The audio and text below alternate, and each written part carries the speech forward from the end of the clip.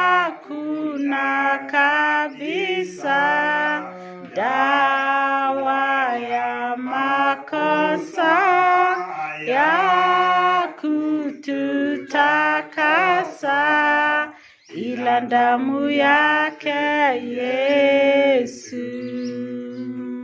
Bwana asifiwe. Amen. Nataka tusome katika Biblia yetu katika kitabu cha Wakorintho mlango wa 14 verse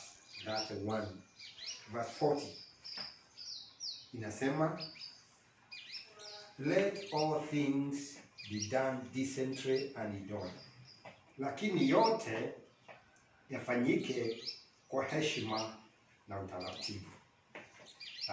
Na katika mahali pengine pale mstari wa 3 tutasoma wa kwanza mpaka wa 3 inasema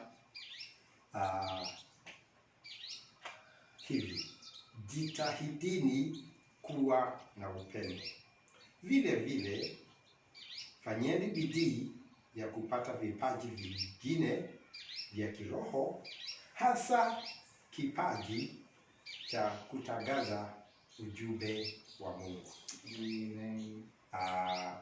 Inaongea ya kwamba you can continue, weka bidii upate upendo, na zaidi hata vile vile kama unaweka bidii ya kupata upendo, weka bidii ya kuwa na vipawa vingine, na hii vipawa vingine vya kiroho vya kutangaza ujumbe wa Mungu. That is prophecy. Kwa sababu prophecy, nabii alituambia, ni kama preaching au kutumia kipawa ili ufanyie watu.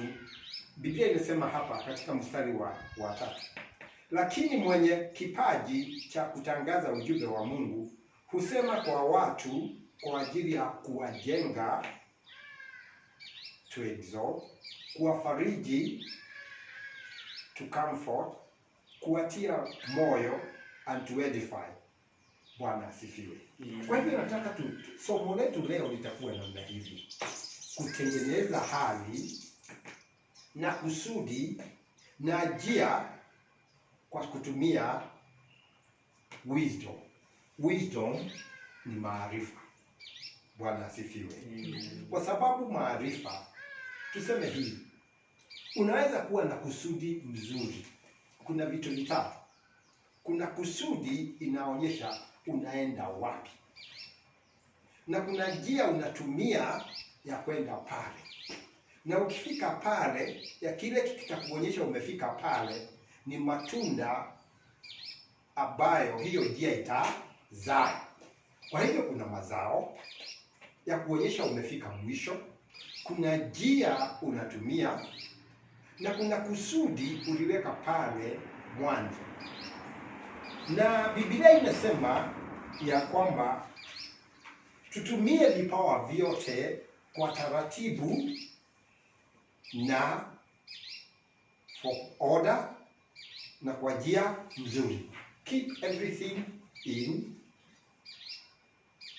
kwa kusudi mzuri, for good, kinaleta mema na kinatumia utaratibu. Hapa shinda la hili kanisa lilikuwa hivi.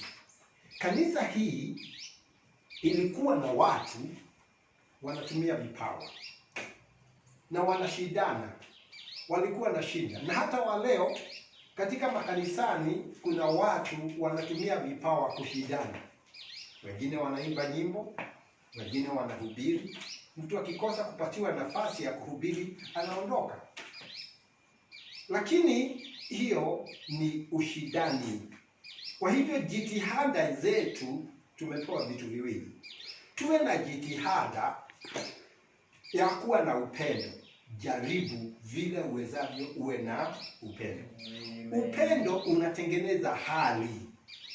Bwana asifiwe. Unatengeneza hali. Kama ukienda hospitali, hutaki nafasi ambao watu wanapiga honi, wanapiga makelele, wanapiga vinanda. unataka mahali pametulia. Ule utulivu unaletwa na upendo. Bwana asifiwe. Na inaleta upendo, unaleta hali nzuri ili kipawa ya daktari iweze kufanya kazi. Amen. Kama ni mtu mgonjwa, atasikia vile daktari atamwambia.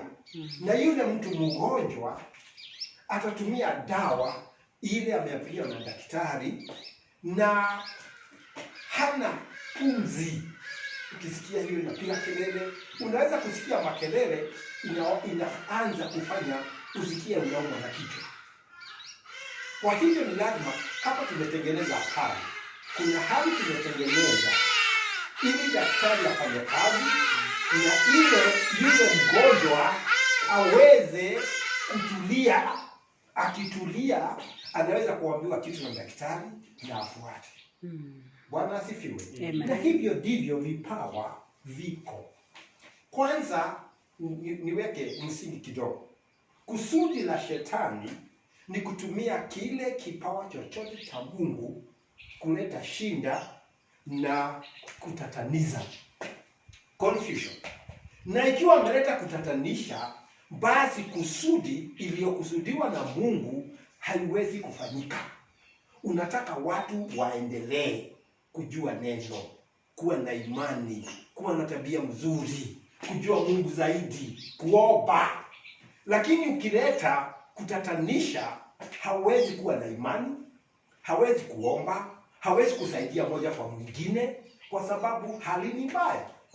Kwa hivyo Shetani akileta kutatanisha, basi anachukua mamlaka atengeneze kile anataka kuleta. Vita, analeta huyu kipawa hiki kinapiga kile kingine. Kama hivyo ndivyo ilikuwa ikifanyika katika kanisa la Korintho. Lakini kusudi la Mungu, hivyo nataka kutujue, kusudi la Mungu ni kutengeneza hali nzuri ili yule mwenye dhambi asikie neno aokoke. Amina. Tena yule amepatia kipawa, Mungu anatumia vipawa vya watu.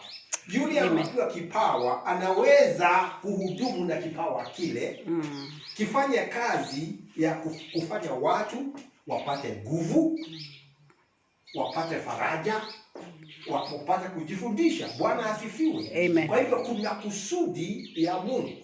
Na kama ikileta kutatanisha, inaonyesha ya kwamba shetani amefaulu, kwa sababu sisi hatujijafundisha. Tena inaweza kuwa sisi tu watoto, mambo yale Mungu anajaribu kutuambia hatujui ni kitu gani tunafanya. Kwa hivyo hiyo inaleta shinda, kwa sababu kusudi la Mungu haikutimia. Bwana asifiwe. Kwa hivyo ili kufanya, na Mungu hawezi, kama Mungu yuko na kipawa cha mhubiri na kuna kipawa cha kuongoza, na nataka kutengeneza, ukija kanisa mnaanza kuimba nyimbo, mnatengeneza hali ili Roho Mtakatifu aongeleshe watu, awasaidie, awafariji, awapatie imani. Lakini ikiwa kuko huyu anaongea, huyu anaongea, huyu anaongea, ni kusema ya kwamba mnatumia vipawa vya Mungu bila maarifa. Bwana asifiwe. Maarifa ni kipawa kimepewa watu. Kuna vipawa 9. Ya kwanza ni maarifa. Ya pili ni ujuzi, knowledge. Ya mwisho ya 8 ni kuongea na lugha. Na ya 9 ni kutafsiri hiyo lugha. Lakini kwa sababu kulikuwa na utatanishi, kulikuwa na shinda, wanawake wanaongea, kila mtu wanabishana, kwa sababu hiyo ndiyo ilikuwa mwenendo wao. Kulikuwa na akawaambia, hapana, mnafanya vitu makosa. Kama kuko na vipawa na kuwe na taratibu. Mmoja ahubiri, akimaliza kuhubiri, yule ako na lugha anaongea, yuko aliye na kutafsiri anatafsiri. Sasa kila mtu akija ataona hawa ni watu wanajua kila wanafanya, na ikiwa namna hivyo ni Mungu anatumia kila kipawa katika mahali pake katika mwili wa Yesu Kristo ili kusaidia mwili na kuita wale waliobaki. Kwa hivyo kusudi la Mungu ni kuokoa watu. Bwana asifiwe. Amen. Kwa hivyo nataka tuone mahali pamoja. Na pia anasema hivi. Ukiwa na watu Mungu amewaita kwa ofisi. Could you imagine? Unaweza kufikiria. Here me standing trying to teach. Mimi nimesimama hapa najaribu kuhubiri au kufunza. And here jumps a man up side of me. Mtu mwingine akuja karibu na mimi, starts teaching, anaanza kufundisha wakati ule. At the same time, another man starts there shouting, singing a jubilee song, naye anaimba wimbo mwingine. Well, what a confusion. Hii kubwa ni kutatanisha. Bwana asifiwe. Hapaswi kuwa na kutatanisha. Kwa sababu kiwa na kutatanisha inaonyesha ya kwamba kuna kitu kibaya. Ndio nabii Paulo akawaambia ya kwamba kama kutakuwa na ujumbe mmoja kwa mmoja, kwa sababu vipawa hizi mtu anaweza kujizuia. Bwana asifiwe. Roho akija, mimi siwezi kujizuia. Akija anachukua mamlaka. Ndio anachukua mamlaka, lakini hawezi kamwe kuvunja neno, kwa sababu Roho ndiye aliandika neno. Lakini kusudi ya haya maandiko na neno ni kutusaidia kupambanua maroho. Bwana asifiwe. Amen. Kupambanua maroho inaonyesha ya kwamba unaona kama hii ni kipawa za Mungu, kinaheshimiwa, unatumia njia Mungu ameweka, na mazao inaleta ni ile inatakikana. Huo ni upambanuzi. Unaweza kuona kikiwa mbali sana, kuna mtu amekuja, vile anaongea na lugha, vile anafanya, unaonyesha yeye anataka kuongea kuhusu yeye. Lakini si kusaidia watu. Kuna kupambanua roho, na unapambanua roho kupitia neno. Kwa sababu hiyo ndio kitu unatumia kupima. Tena unatafuta motive. Kusudi ya yule mtu ni kitu gani? Na unaweza kuona kusudi ya kila mtu. Na ile kipawa njia kinatumia ni ya neno. Kwa hivyo tunataka kusema ya kwamba mtu akija akiwa na kipawa ni lazima ajue njia, atumie njia ya neno, na hiyo ndiyo njia ya maarifa ya Mungu. Bwana asifiwe. Ikikosa maarifa ya Mungu, hiyo kipawa kinatumika vibaya. Bwana asifiwe. Na pia anasema hapa, may we speak, ni kwa naomba, may we speak the oracles of God. Yes. Not overbearing. Usiwe unawekelea watu mizigo. Ukinena neno, unataka watoe pesa nyingi, unawekea mizigo mingi. But talk in wisdom. Tuongee kupitia maarifa, that we might know how to win others to you. Ili tujue vile tutafuruta watu waje kwako. And at that day, thou would say, na wakati ule utasema, it is well done, my good and faithful servant. Umefanya vyema, mchungaji wangu mzuri. Ingia katika furaha ya Bwana. Bwana asifiwe. Kuna kazi watu wanafanya na kipawa, na hiyo kipawa kimepeanwa na Mungu, na Mungu hawezi kukupatia kipawa ikiwa hauna maarifa ya kutumia kipawa. Kwa hivyo Mungu anakupatia kipawa kwa sababu una maarifa ya kutumia hiyo kipawa, naye ukitumia vibaya ataondoa kile kipawa. Kwa hivyo nasema ya kwamba hata ukawa uko na upendo, hiyo ni hali na ni kipawa. Tena kuna kipawa kingine kinaenda pamoja na upendo, kinaitwa maarifa. Maarifa inakupatia njia ya kujua jinsi utatumia. Bwana asifiwe. Inakupatia hiki ya kwamba utatumia the right motive, kusudi iliyo sawa, inatumia unajua the right people, watu ambao wanakuwa kipawa, huwezi kutumia njia mbaya. Bwana asifiwe. Amen. For example, kwa mfano, kama mimi nikiwa mwalimu, nikija darasani, kwanza nikija naanza kutukana watu, au nikiwa ni mhubiri, anakuja anachukia watu na atukana watu, unatumia njia mbaya, unatumia kipawa chako vibaya. Bwana asifiwe. Amen. Ni lazima kuwe na upendo, ni lazima kuwe na njia. Upendo unaleta wote, kusudi na kutengeneza hali. Njia unapitia, unatengeneza njia ili kipawa, na hiyo ndio kipawa ya kwanza. Na kama kile kipawa cha kwanza ni lazima kiwe na upendo, ni kipawa cha kwanza na ni lazima kienende na upendo. Bwana asifiwe. Amen. Na kuna vipawa nyingi, na pia anasema hapa ya kwamba healing is a marvelous gift. Uponyaji ni kipaji kizuri, but it is misused, inatumiwa vibaya, placed in the wrong position, inawekwa mahali pabaya, then it becomes a reproach, inakuja kuleta shinda. All the other gifts are the same. Kama ni kuiba, kama ni kuhubiri, kama ni uinjilisti, kile kipawa, kama ni kuwa mama, kama ni kuwa mwalimu, hizo vyote ni vipawa. Bwana asifiwe. Na anasema anajaribu ili watu wajue that these things are not positionally placed where they should be placed. Vipawa hizi hazijawekwa mahali pake. Kuwekwa mahali pake ni kusema haitumiwi wakati unaofaa na mahali inaofaa, wakati na mahali. Bwana asifiwe.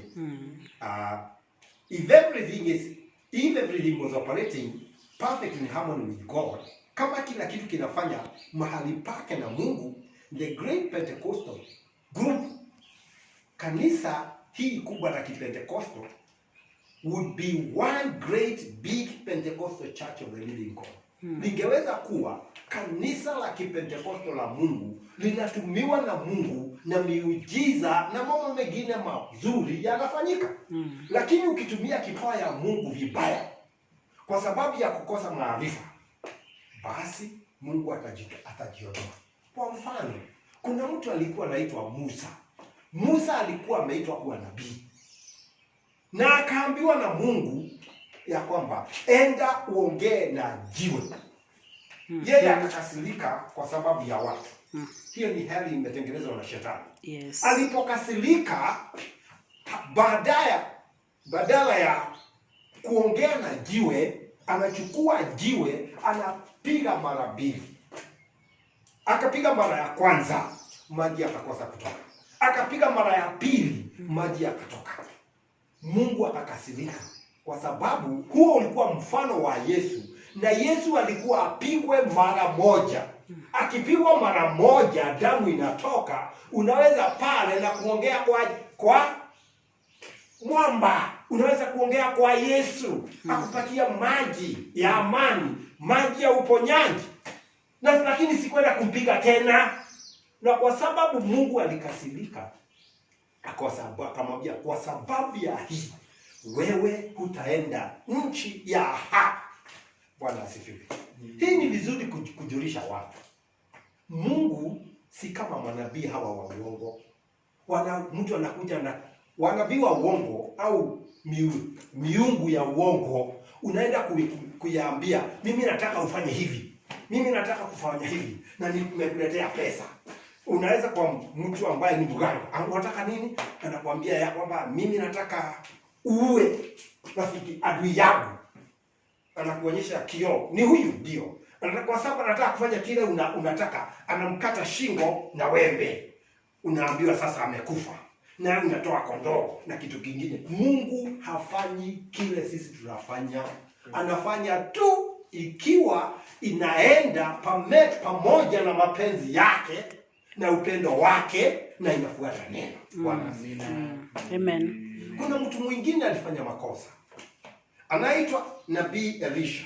Elisha, kulikuwa na watu wanamtukana, wale wanamtukana watoto 42 wakaja wakaanza kumwimbia mzee mwenye kipara, mzee mwenye kipara.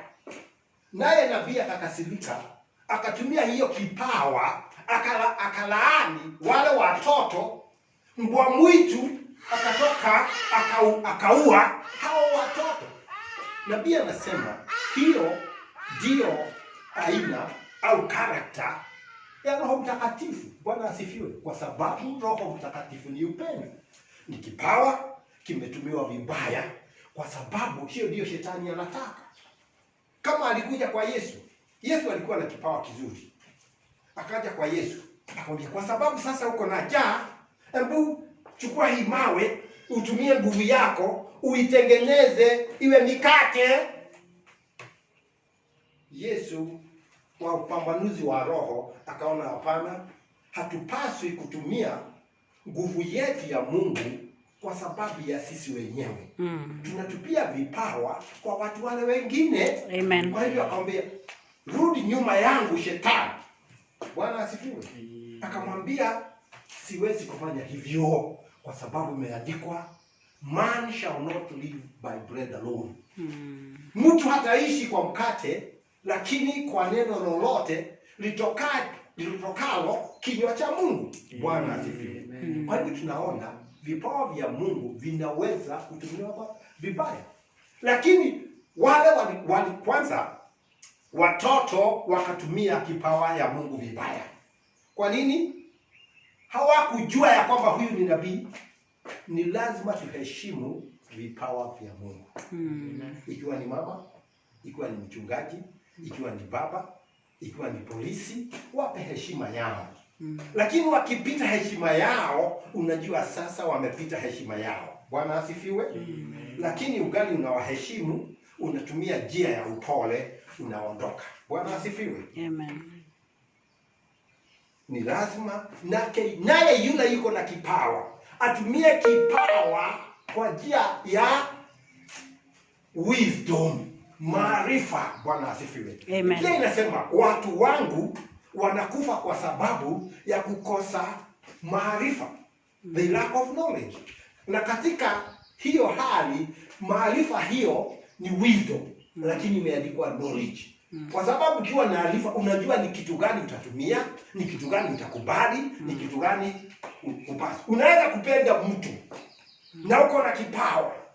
Elisha alikuwa anapenda Mungu, lakini ametumia kipawa ya Mungu vibaya. Tusitumie vipawa vya Mungu vibaya. Amen. Bwana asifiwe. Kulikuwa na mtu mwingine anaitwa Daudi. Walichukua sanduku la hekalu na waipeleka, lakini kusudi yao ni mzuri, lakini njia wanapitia na wako na makuhani ni njia mzuri. Wapeleke agano la kale pale katika Zayuni, lakini wanatumia kitu kingine kibaya. Hawana maarifa ya kwamba hata ikiwa na muda gani na wanashangilia, ni lazima ibebwe kulingana na hili neno. Ikikosa njia ya neno, hiyo imeenda kinyume. Bwana asifiwe. Amen. Na kwa hivyo ni lazima tutumie kipawa cha Mungu tukiwa na maarifa. Maarifa inafanya hivi. Inakujuliza, unaongelesha watoto. Ukiongelesha watoto unawakubali, unasema mazuri. Unaongelea watu wengine wanataka waokoke, unaongeleza mazuri, unawakubali. Kwa sababu uko na maarifa. Paulo alipoenda pale Athena, alienda akatazama, akaona wanaabudu miungu mingi. Na anataka kuwahubiria, ako na maarifa. Akaanza mahali walipo. Unaanza mahali watu wanajua. Wanaitwa kwa kizungu starting from the known to the unknown. Akawaambia, nimeona mnaabudu Mungu na nampenda Mungu, na nimeona Mungu ambaye umeandika, Mungu asiyejulikana. Na sasa nataka kumwambia kuhusu Mungu huyo ambaye umesema hajulikani. Amen. Bwana asifiwe. Hiyo ni maarifa. Na Biblia inasema ya kwamba mama mjinga anabomoa nyumba yake kwa mikono yake. Lakini yule mzuri, yule ako na maarifa, the wise woman, anajenga nyumba yake. Kwa nini? Mmoja anabomoa. Hiyo mikono anatumia ni maneno yale anatumia. Ni hali anayotengeneza. Ni vile hana heshima kwa watoto, hana heshima kwa bwana, hana heshima kwa watu wengine, anabomoa. Kwa sababu yeye ni mtoto, kwa mafikala hajui mahali pake. Bwana asifiwe. Hajui anapaswa kufanya nini, anabomoa. Bwana asifiwe.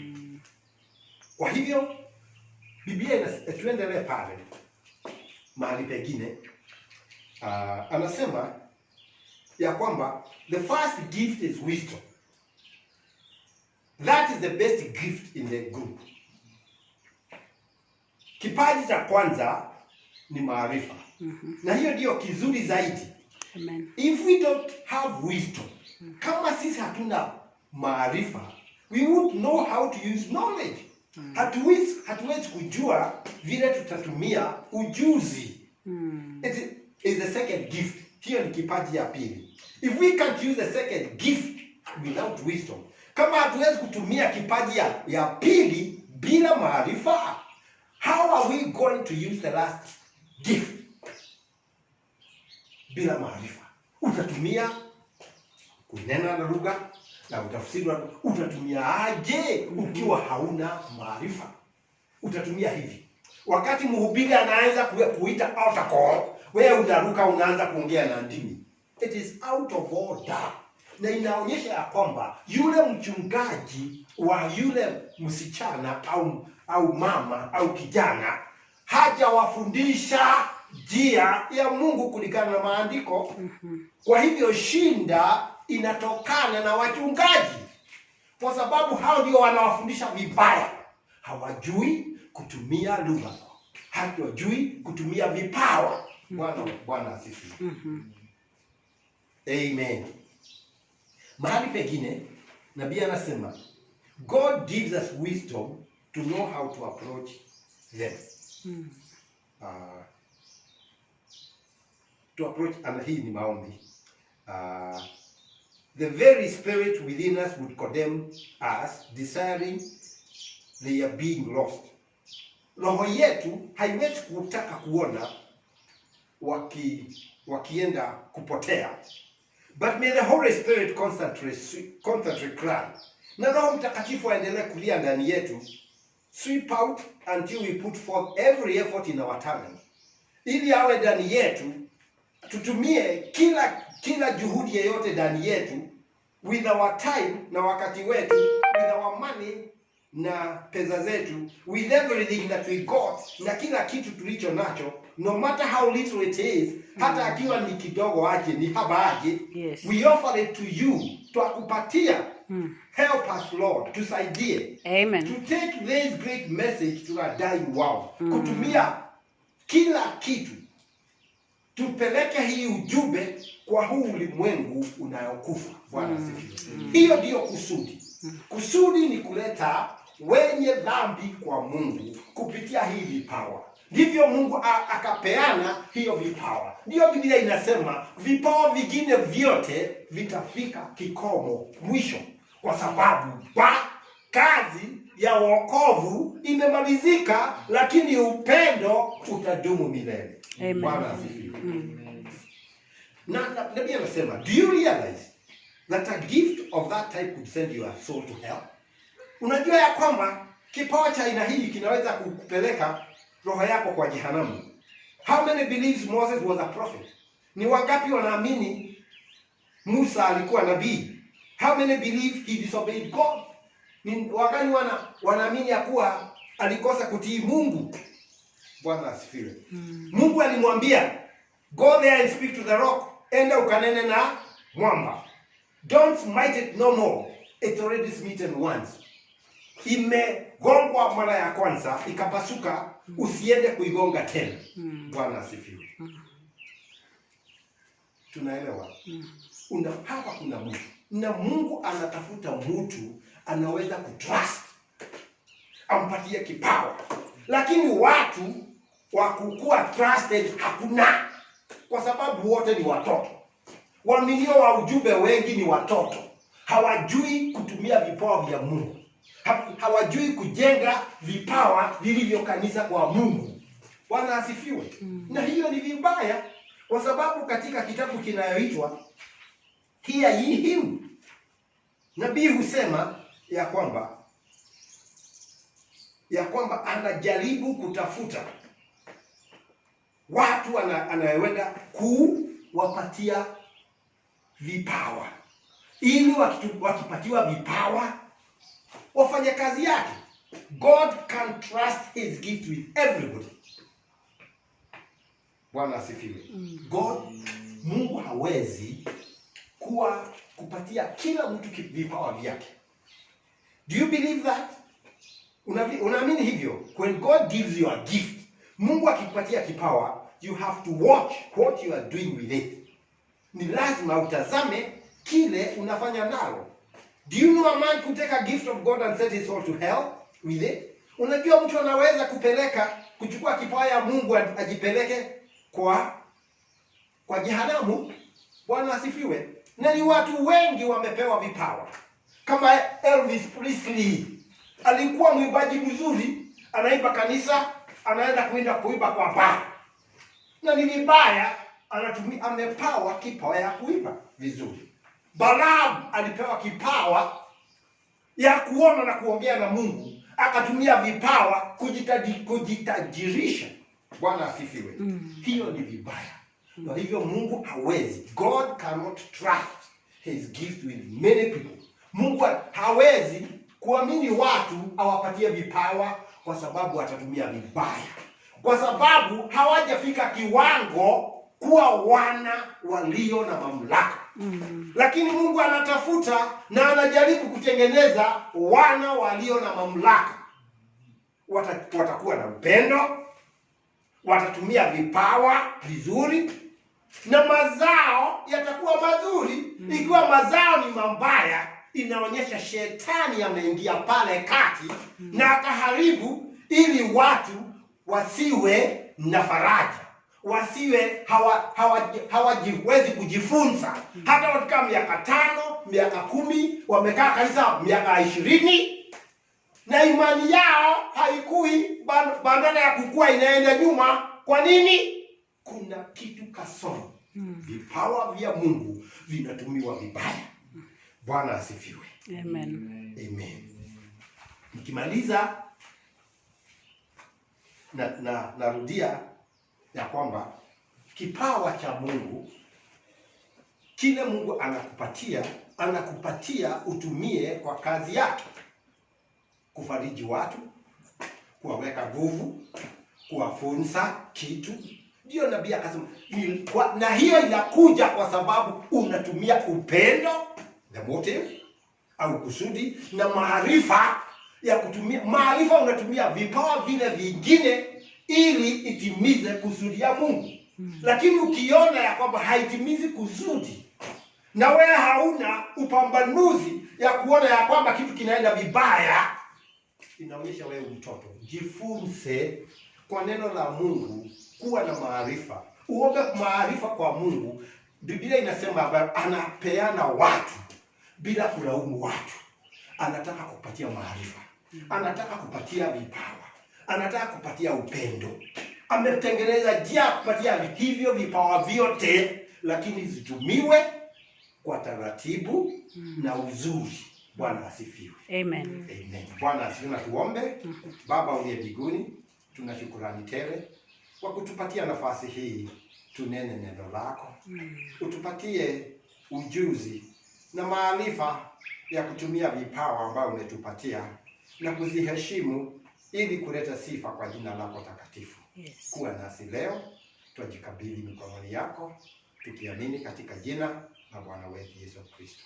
Amen. Tutaimba kwa bio moja, ile inaimba ya kwamba nitatii neno la Bwana.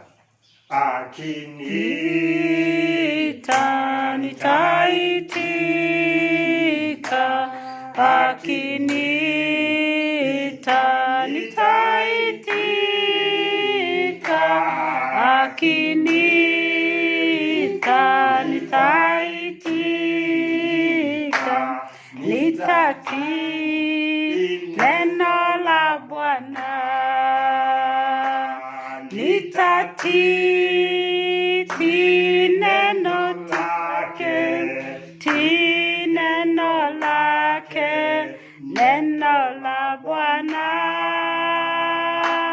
nitatii neno lake, tii neno lake, neno la Bwana.